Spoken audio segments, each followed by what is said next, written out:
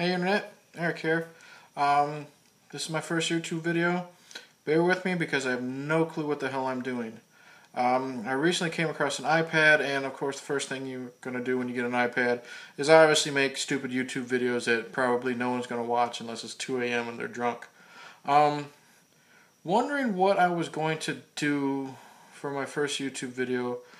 Obviously, if anyone knows me, I love the movie genre. So I'm sure, as with the probably 99% of the videos that I do eventually put up, it's going to be in movies in general, or my opinion on this, my opinion on that, type of thing. And I was thinking to myself, what should I do? And probably the biggest thing going around right now, at least with me and my circle of friends, my buddies, is Star Wars. And I'm a huge Star Wars fan, grew up with it. I was born in 81, so obviously Star Wars was big, coming out in 77, 80, and 83, the first original trilogy. And I wouldn't say, I'm not a fanboy. I'm not one of these, internet freaks that, obsesses over shit like that.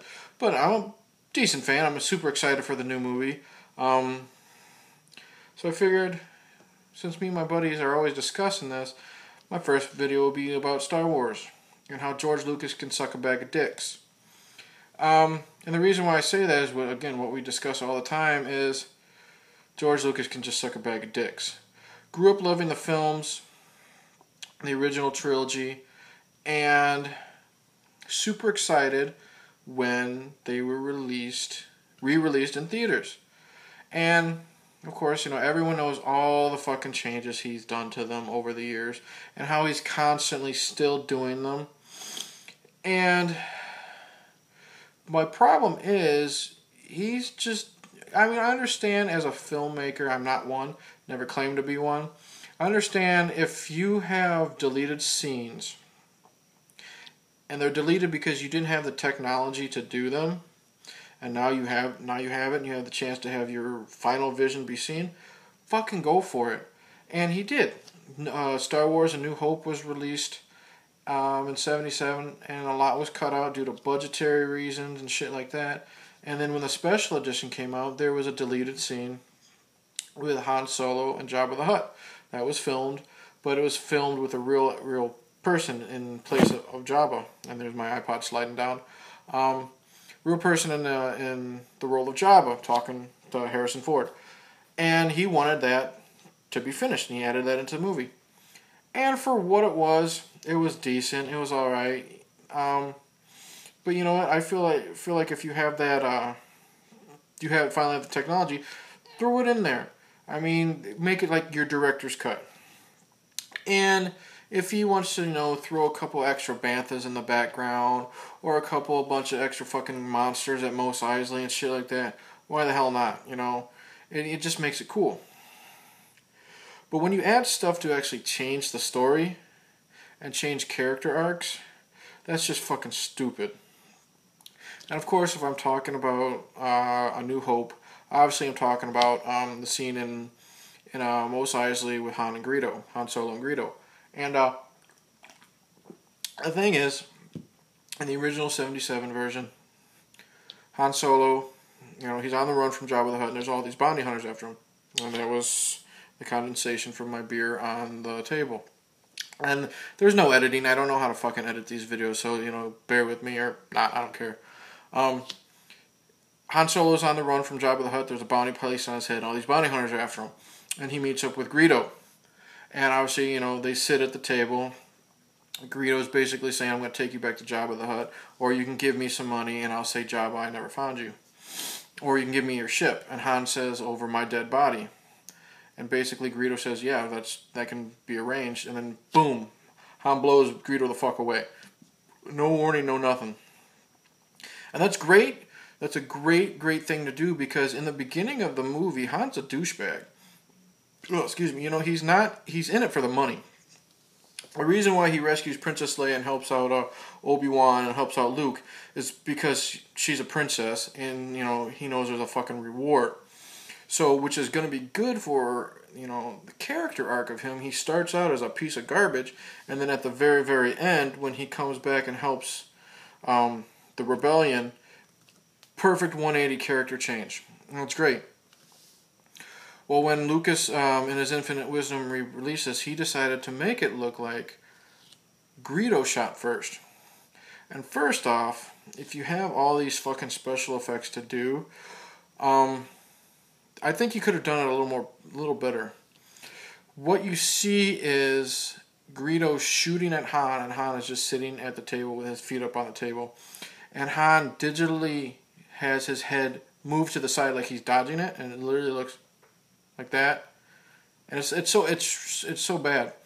I mean, I think maybe Lucas's intention was to make Han seem like a badass because, you know, hey, I dodged a fucking bullet from a blaster, and then he shoots Greedo to, I guess, to make it look like, you know, Han was just retaliating. Horrible in my opinion, because like I said, it ruins the character arc, and it's just done so shitty. But that, you know, that's my only complaint for A New Hope. Let's see, Empire Strikes Back comes out, and I don't really have a problem with the editing, you know, the changes that's done to the special edition of Empire Strikes Back. And like I said, this is just me thinking off the top of my head, you know, what they are. I mean, you see a scene which is neat in the very beginning, when Luke escapes the ice cave of the Wampa creature, and he actually cuts the Wampa's arm off, and you see the arm fall to the ground. But in this version, you actually see the Wampa creature itself, and it's holding, you know, the bloody stump and walking back and shit like that. And that's great.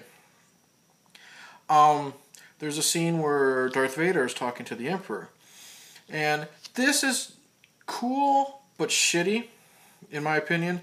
Cool because in the original version, the 1980 version, Darth Vader is talking to the Emperor, and the Emperor is played by some actress. I believe it actually is a woman under all that makeup. Talking to her, you know, getting, you know, told what to do, you know, find Skywalker and all this shit, which is fine. In the special edition, the re-release after the prequel came out, Ian McDiarmid, who played the Emperor in Return of the Jedi, the third one, and of course he's playing Palpatine in the prequels, hired him, put him under all the makeup, and he had him play the Emperor. I understand Lucas did it for continuity reasons, and it does seem really, really cool, and I like it. I personally do. But it's very, very shitty to the person who originally played the Emperor, because it's like that body of work was just erased from existence. It's like, you know, we'll go to the WWE, like when Chris Benoit, that tragedy happened when he murdered his wife and son and then killed himself, and Vince McMahon decided, you know, well, we can't have any of this talk here, so we erased Chris Benoit from all existence from the longest time. And I know that's a bad comparison, but still, it's just like that body of work that actress did was nothing, never happened. And, you know, he added in some like stuff of Cloud City and stuff, which looks really cool. And then we get to Return of the Jedi.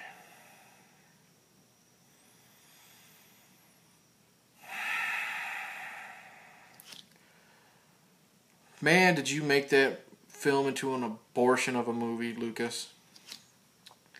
That was horrible. Originally, that movie had so much charm because of, well, I'll just go ahead and say it. There's a scene in Jabba's palace, okay? A scene in Jabba's palace. It's a musical number. You know, you got all these Muppets performing for Jabba. You got, you know, this one, you know, this weird creature singing a song for him, and you got this dog creature playing a flute, this elephant creature playing a, you know, fucking piano or something like that. And it's really shittily done. You know, it's 1983. So many things were done, you know, it looks pretty shitty, but there's some charm to it. I mean, the fact that, you know, you hardly see the creature's mouth move. You see the little stick legs and stick arms move, you know, so stiff like that.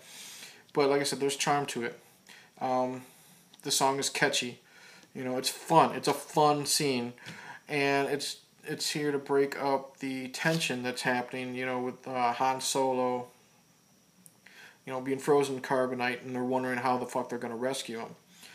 And then the special edition comes out, and Lucas took that all out. Took it all out. So Again, just like I talked about with the lady being the Emperor in Empire Strikes Back, all those people who did that work with the female singer and a couple of the other creatures, gone.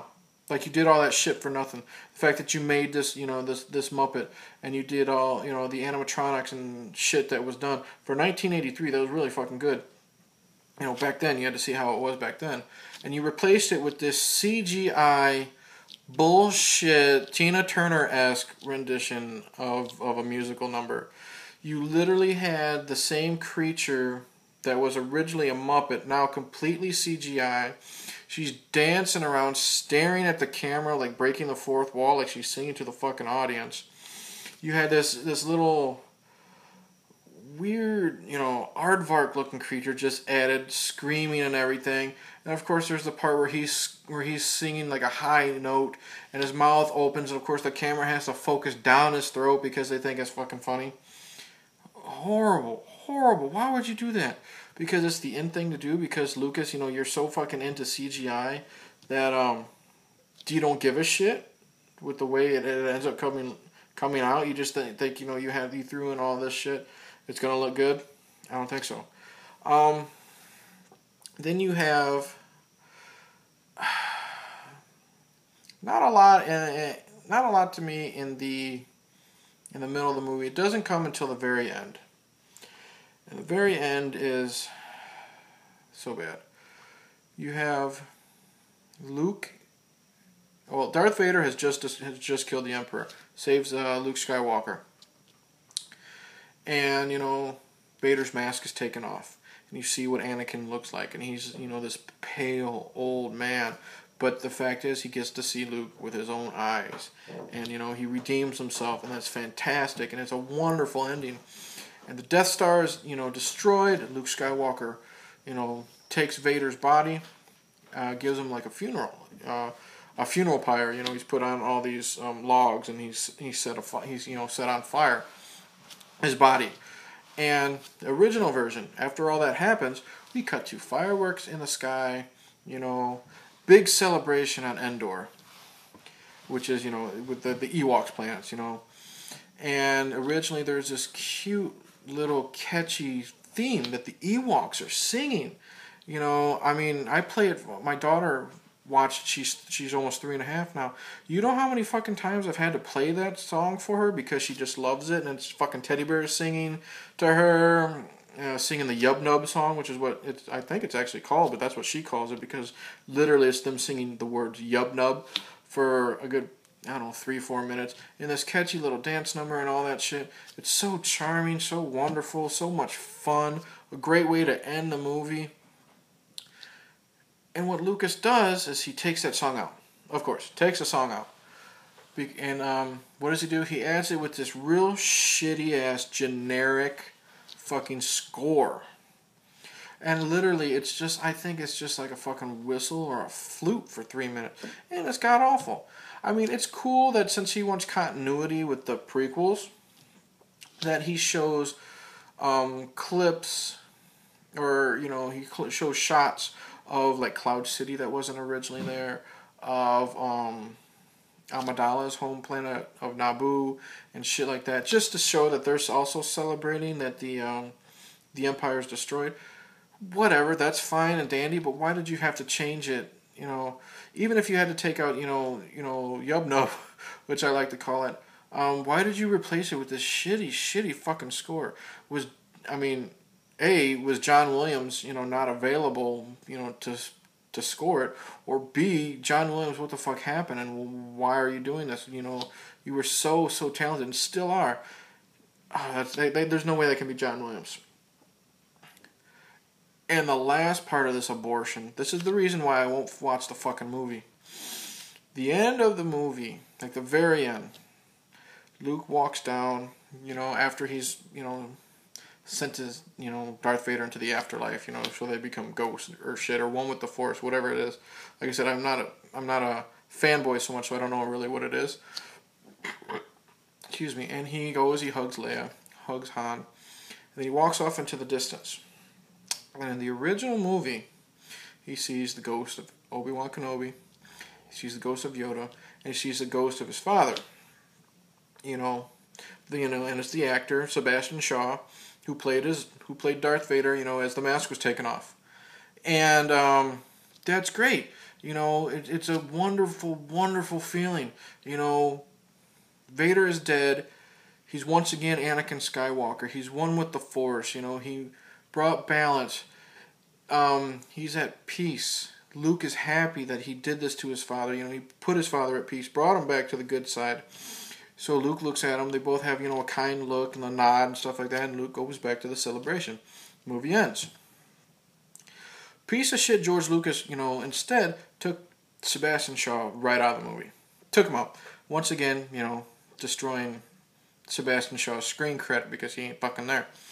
And what does he do? He superimposes fucking Hayden Christensen, the guy who played the adult Anakin Skywalker in the fucking prequels. Okay, if you're doing this for fucking continuity of the movie, why would you throw in Hayden Christensen? Luke's never fucking seen what his dad looks like until he saved him and he was dying. The thing is, you know, he's going to look over to them. He's going to wonder, who the fuck is this guy standing with Yoda and standing with Obi-Wan? It makes absolutely no sense. And then the fact is, right after he sees it, they both fucking nod at each other. Like they know who they are. There's no fucking way Luke is going to know who Hayden Christensen is. He's going to wonder, where the fuck is my dad? And that's the thing, is Lucas has been destroying and changing his movies for God knows how long. And the thing is, even Empire Strikes Back and Return of the Jedi weren't even fucking directed by him. They were directed by other people. You know what? If I was those directors, I'd be fucking pissed. I wonder, why is this, you know, this fucking Ewok-looking man, you know, messing with my movies that I put so much time and effort into fucking directing. I seriously would want to fucking punch him in his fucking beard. And I just... And then, of course, you get to the prequels, which I'm not really going to discuss. This is basically just me ranting over the original trilogy and how he fucked with them. But if you watch the original trilogy, you see the steps and how Lucas basically focused more on CGI and less on story and writing talent. And this just proves how much of a hack Lucas really is. I mean, he thinks all of these ideas are great, and they end up just being shit.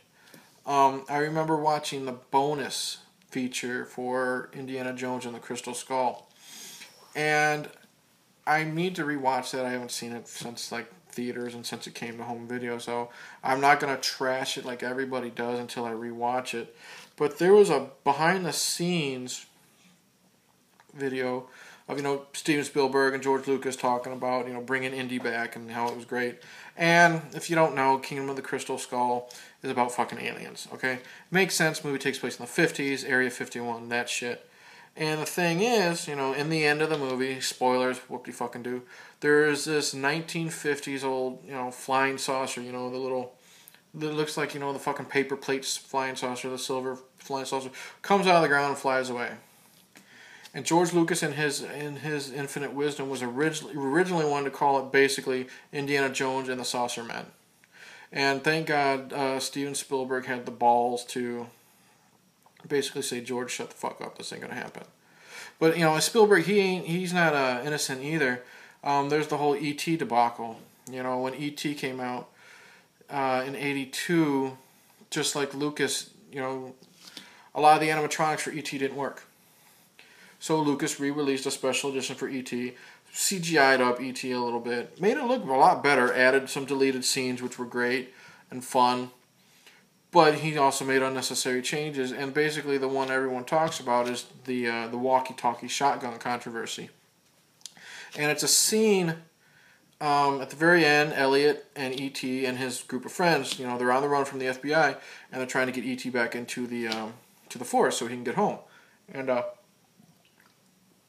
in the original version, there's this roadblock, you know, with police cars, and the FBI agents or the police, I don't remember if they're actual cops or not, but they come out and they have shotguns in their hands, and I don't believe there's any scenes where they actually point the shotguns at the kids, but they just, you know, have shotguns on their hands.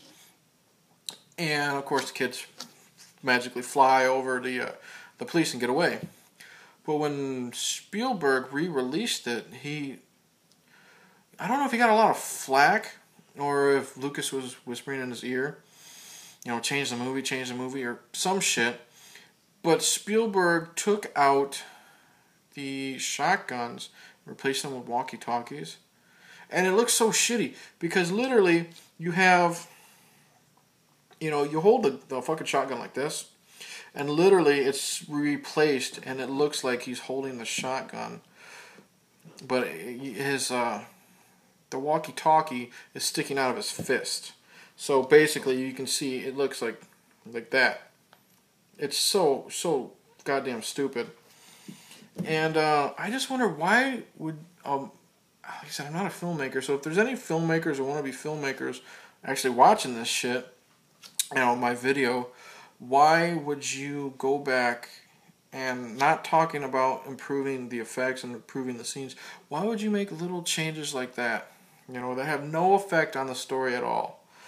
Or why would you fucking go change the end of Return of the Jedi, you piece of shit? I guess that's it for now. I'm at 21 minutes. Hopefully you didn't turn the video off at like 2. Like I said, don't know what I'm doing. I don't know if I'll be able to carry a whole video by myself. I'm going to try my damnedest. Beer's going to help, that's for sure. At least, loosen me up, so I'm not so rigid.